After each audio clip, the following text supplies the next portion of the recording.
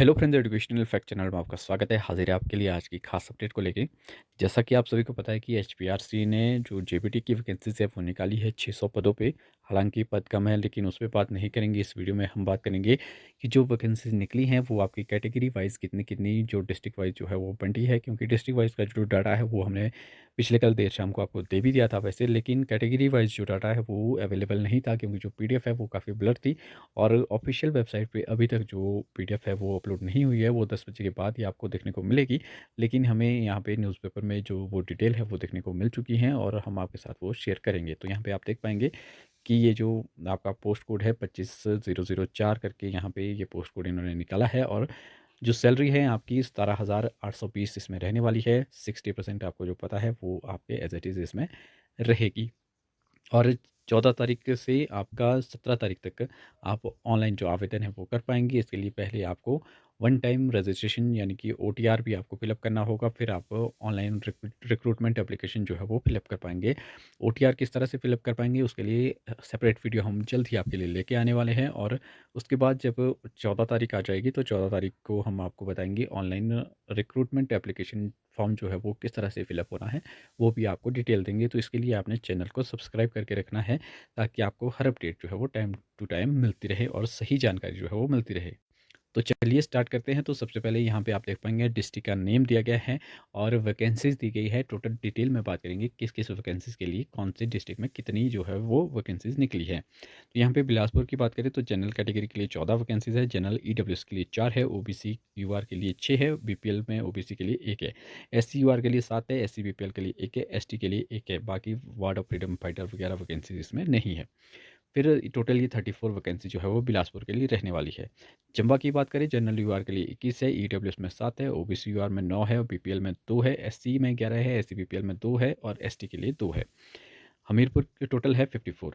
हमीरपुर की बात करें टोटल वैकेंसी 28 है, जनरल में आपकी 17 है, जनरल ईडब्ल्यूएस के लिए आपकी 2 है, ओबीसी के लिए 3 है, एससी के लिए 6 है। बाकी कोई अदर कैटेगरी के लिए वैकेंसीज नहीं है। कांगड़ा की बात करें तो कांगड़ा में जनरल कैटेगरी के लिए 38 है, ईडब्ल्यूएस में 13 है, जनरल डब्ल्यूएफएफ की यहाँ पे वैकेंसी है 1, ओबीसी के लिए यहाँ पे यूआर में 16 है, ओबीसी बीपीएल में 4 है, ओबीसी डब्ल्यूएफएफ की 1 है, एससी यूआर में 22 है, एससी बीपीएल में 3 है, एसटी यूआर में 3 है, एसटी बीपीएल में 1 है। इस तरह से 102 ये वैकेंसी है। सेकंड हाईएस्ट वैकेंसी ये कांगड़ा में रहने वाली है। किन्नौर की बात करें, जनरल कैटेगरी के लिए 2 वैकेंसी है, ओबीसी यूआर के लिए 1 है, एससी यूआर के लिए 1 है, एसटी यूआर के लिए 1 है। बीपीएल कैटेगरी में यहाँ पे कोई भी वैकेंसीज इसमें नहीं रहने वाली है। टोटल ये आपकी 5 वैकेंसीज रहने वाली है किन्नौर के लिए।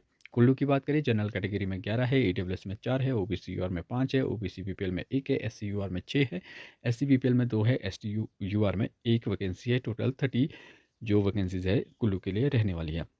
लाहौल स्पीति की बात करें, 11 टोटल वैकेंसीज है, जनरल यूआर के लिए 2 है, जनरल ईडब्ल्यूएस में 1 है, ओबीसी में 1 है, ओबीसी यूआर यानी कि और एससी यूआर में भी 2 है, एससी बीपीएल में 1 है, एसटी यूआर में 2 है, एसटी बीपीएल में 1 है, एसटी डब्ल्यूएफएफ की भी लाहौल स्पीति में 1 वैकेंसी है। टोटल 11 में।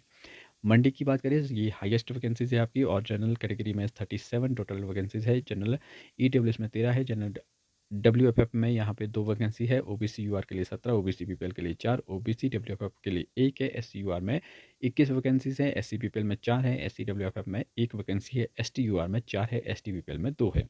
शिमला की बात कर लेते हैं। शिमला में जनरल यूआर में 28 वैकेंसी रहने वाली है, जनरल ईडब्ल्यूएस के लिए 9 है, जनरल डब्ल्यूएफएफ में 1 है, ओबीसी यूआर में 12 है, ओबीसी बीपीएल में 3, एससी यूआर में 15 है, एससी बीपीएल के लिए 3 है और एससी डब्ल्यूएफएफ के लिए 1 है, एसटी यूआर में 3 है, एसटी बीपीएल में 1 है। टोटल 76 वैकेंसी शिमला के लिए रहने वाली है।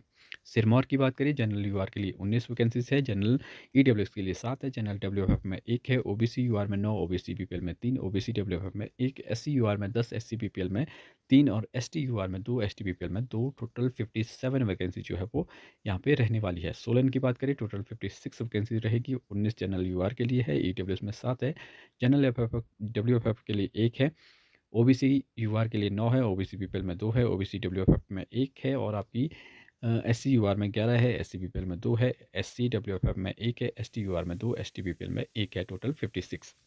ऊना की बात करें तो जनरल कैटेगरी में 14 है, जनरल ईडब्ल्यूएस में 5 है, जनरल एफएफ में 1 है, ओबीसी यूआर में 6 है, ओबीसी बीपीएल में 2 है, ओबीसी डब्ल्यूएफएफ में 1 है, एससी यूआर में 8, एससी बीपीएल में 2, एसटी यूआर में 1, एसटी बीपीएल में 1।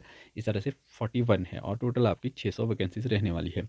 और नीचे आपको बताया गया है कि एसेंशियल क्वालिफ़िकेशन जो भी आपकी है, जिसमें आपकी एक तो जेबीटी रहेगी, दूसरा आपका टेट रहेगा, ये 2 चीज़ें आपके पास होनी चाहिए। अगर आपके पास ये दोनों चीज़ें हैं, तो आप एलिजिबल हैं, अगर नहीं है, तो आप एलिजिबल नहीं हैं। बाकी इसमें अभी और भी कैंडिडेट खड़े होंगे, जैसे आपको पता ही है, कोई टेट वाला है, कोई बीएड वाला है या कुछ है, वो सारी चीज़ें आपको देखने को मिलती रहेगी। लेकिन अगर आपके पास जेबीटी और टेट है, जेबीटी का, तो आप निश्चिंत होकर जो है ये फॉर्म फिल अप कर सकते हैं। बाकी आप अपने एग्ज़ाम की तैयारी करते रहें, जब एग्ज़ाम होगा, कब होगा वो प्रेडिक्ट नहीं किया जा सकता है, लेकिन जब भी होगा आप तैयारी करते रहें और अपनी जो सिलेक्शन है वो आप इसमें ले लें, क्योंकि बार-बार वैकेंसीज़ जो है वो आउट नहीं होती हैं। ये आपको पता ही है कि अभी भी 7 साल बाद जो है वो वैकेंसीज़ आपको देखने को मिल रही हैं, जिसमें कि आगे क्या होता है वो भविष्य के घर में है। हम उम्मीद करते हैं कि जल्द से जल्द ये भर्ती जो है वो कंप्लीट हो जाएगी, एग्ज़ाम इसका अच्छे से कंडक्ट हो जाएगा। तो बाकी तो एज़ अ ट्रेनी ही आपको जो है वो अपॉइंट किया जाएगा। 2 साल बाद क्या होता है वो भी कहा नहीं जा सकता है। वैसे जो ऑफ़िशियल नोटिफ़िकेशन है उसमें एग्ज़ाम की भी बात कही गई है। लेकिन एग्ज़ाम होता है या ऐसे ही आपको जो है वो रेगुलर कर दिया जाता है, वो 2 साल बाद ही पता चल पाएगा। इसमें अभी कुछ कहा नहीं जा सकता है। बहुत सारे कैंडिडेट जो है वो विरोध कर रहे हैं, लेकिन होता क्या है वो देखने वाली बात रहेगी। तो फिलहाल अभी के लिए इतना ही, मिलते हैं अगली अपडेट के साथ, तब तक के लिए बाय बाय।